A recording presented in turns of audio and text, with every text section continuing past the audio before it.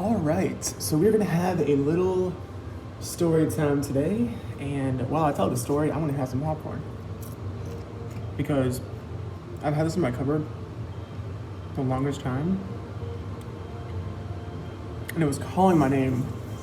And I just want to sit here with you guys, my friends, and just tell you the story of when my crush broke my heart. So, names will be changed in this to defend or to protect the privacy of this person. But other than that, let's get into it. So, I was interested in this girl, we'll call her Candace. And Candace, I just loved everything about her. You know, her style, I loved her attitude, her sass. She was energetic, she was loving, you could touch, she had a really good relationship with the Lord. I loved it, I wanted everything about that girl. That girl was awesome. So, I decided to ask her out. She said no. She said no, so we never went out. So I was like, okay, well, I gotta get over her because she's not interested. So we decided to just be friends. And I was okay with that. I mean, I don't mind being friends with somebody if I can't be with them. So I got over her pretty quickly.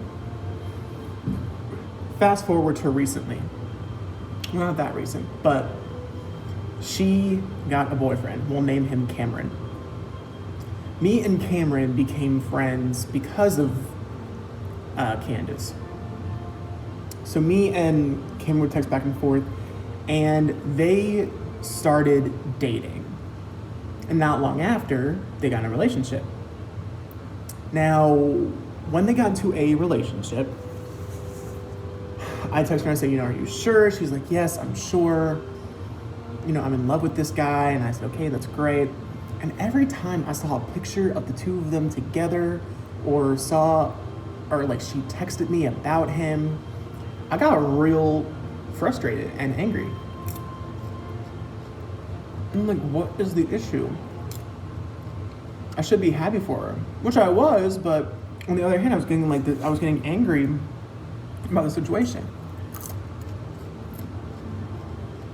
So then I had a friend come over, we'll call him Tim. He comes over and we're talking.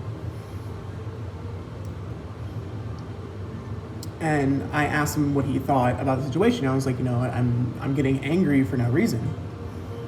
And he said, you're not over her. I said, no, I'm over her. He said, Zach, I think you're over her up here, but not right here. Put it in my heart. And I said, no, it'll be fine. So I make dinner. I go over Candace's house. So it's me, Candace, and Cameron, and Candace's mom. And I get a text message from my friend Jack. Jack texts me and says, well, I texted him first and said that, I hate not being able to be with her. Like, she should be with me. I still love her, because Tim texted me and said, Zach, I know you don't want to hear this, but I think you're in love with her. I said, okay, you're probably right. Because when we were together, they were kissing and hugging and saying I love you and talking about the future and all of this, everything that I wanted. So I got a text from Jack, and Candace was looking at my phone. And I grabbed the phone and pulled it back. It was on the table, and she was looking at a picture, so I grabbed the phone from the table and pulled it to my chest so that she doesn't see it. And then she looked at me and she was like, what was that? And I said, it's nothing. She said, Zach, let's talk. And I said, no, it's fine. And she said, do you want to talk to Cameron? And I said, no, I don't know Cameron like that. She's like, Zach, you're just acting really sus. And I said, it's personal. And she's like, you're gay? Like something along the lines of it's okay to have homosexual thoughts and feelings and temptations. Like, I've had friends like that, and I said, no, it's not the problem. And she said, I said it's a guy thing, and then she said, "You have hemorrhoids?" And I was like, well, "Do only guys get hemorrhoids? I'm pretty sure women get those too." So after a little conversation, she said, "You want to talk?" And I said, "No." And then she kept pushing it and pushing it and pushing it. She said, "You're acting sus. You're acting like you just vented." I said, "Fine. Let's talk on the way home. You can drop Cameron off first, and then I'll tell you what the problem is on the way back to my place." She said, "Cameron is spending the night." I was like, "Great, Cameron's spending the night. Well, can you take me home, just the two of us, so I can talk?" Cameron didn't like that very much. So Cameron goes downstairs. I'm left upstairs with Candace. We talk for a little bit. Cameron comes back up and starts yelling at me. Like, he's red-faced, about to tear up. He starts yelling at me, saying, "We're gonna be together, and we're gonna get married soon, or not soon, but we're gonna get married in a few years. I'm gonna be around her all the time." I was like, "Okay, whatever." He's like, "So get used to it." I kind of just brushed it off, he was mad, whatever. They go downstairs to talk and sort it out. I talked to Candace's mom, who I am close to, and she says, "Now, Zach, there is some boy who is texting you sexually explicit text messages, and you need to tell him to stop." I said, "Y'all really not get that that's not the issue here? I am straight, and no man is flirting with me." And she said, "What's the problem then?" So I showed her the text message. She goes, "Oh, that's different." I said, "Exactly." So we talk about it, and she said, "I think you should tell Candace and Cameron." I said, "No, bad idea. Because then Cameron's gonna get angry, and I'm not gonna be able to see Candace." She said, "No, tell Candace and Cameron, it'd be a good idea." They come back upstairs. I'd planned on not saying anything. I was gonna say something to Candace later, over the phone. And Candace's mom says, "Cameron and Zach have something to tell you." And I look at her, I'm like, and she goes, "Cameron, I'm sorry for making you feel bad. This is gonna get some getting used to. But I assure you, I'm not trying to get in between you two, and it's gonna take some time." And he said, "Okay, cool, I understand." Then Candace's mom says, "Candace, Zach has something to tell you." I was like, "Oh, great." So I gave Candace my phone and said, "You can read it out loud if you want to." She reads it out loud. And shockingly enough, they were okay with it. Cameron was like, "I'm not happy about it, and I'm not thrilled, but I mean, at least we know, the reason. And I'm happy that you told us the truth." So after that,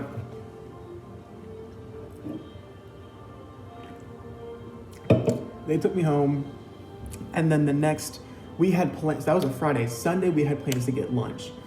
Saturday night rolls around, she texts me and cancels plans. It's supposed to be me, Candace, and Cameron getting lunch after church. They go and get lunch with Cameron's family. That made me mad. That was like the feather that broke the camel's back.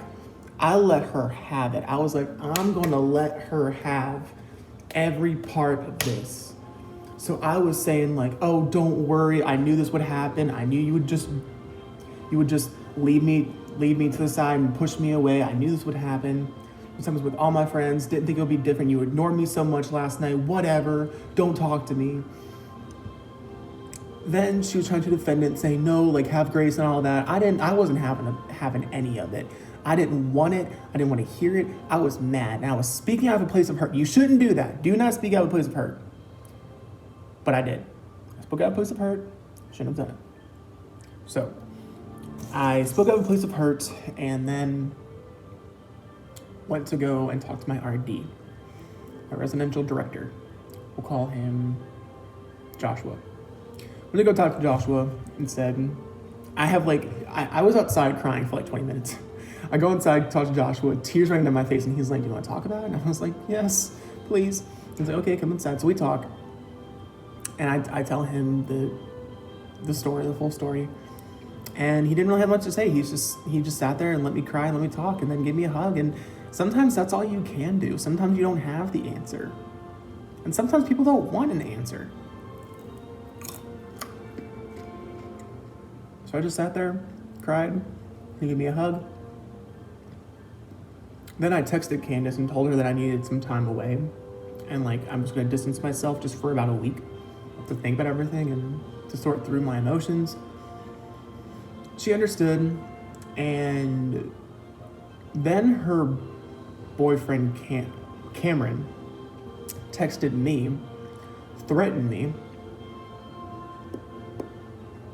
and I didn't hear from them again until when I called Candace the Friday after.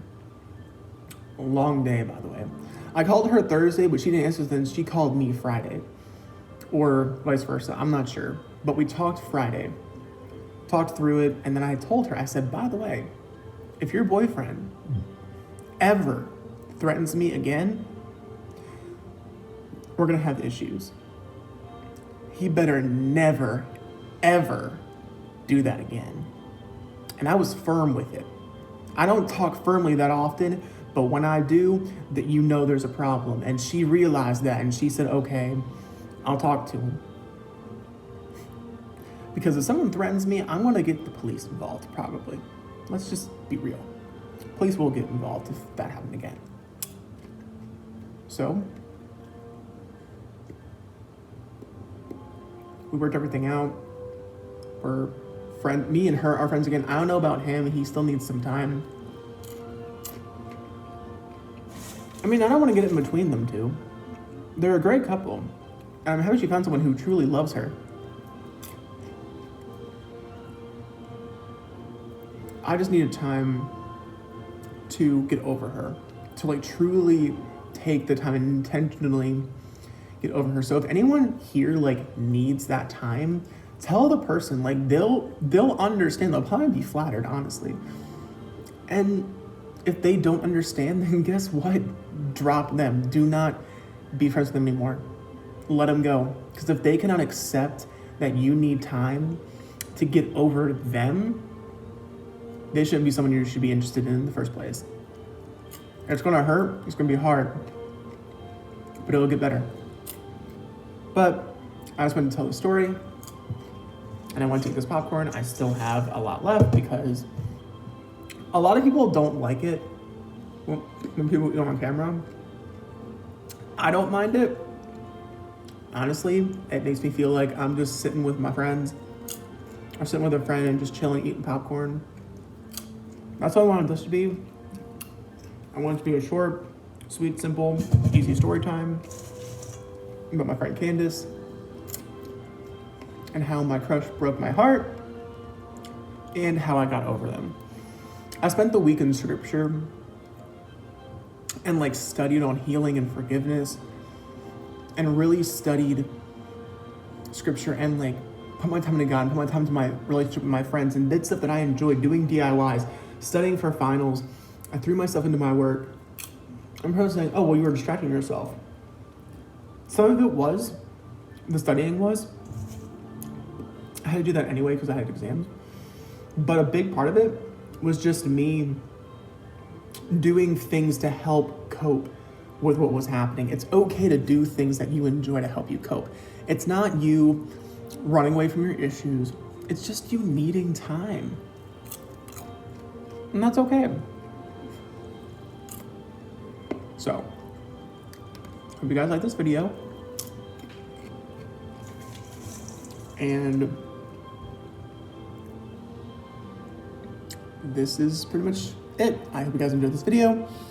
Leave a like and subscribe, and I will see you guys again very, very soon.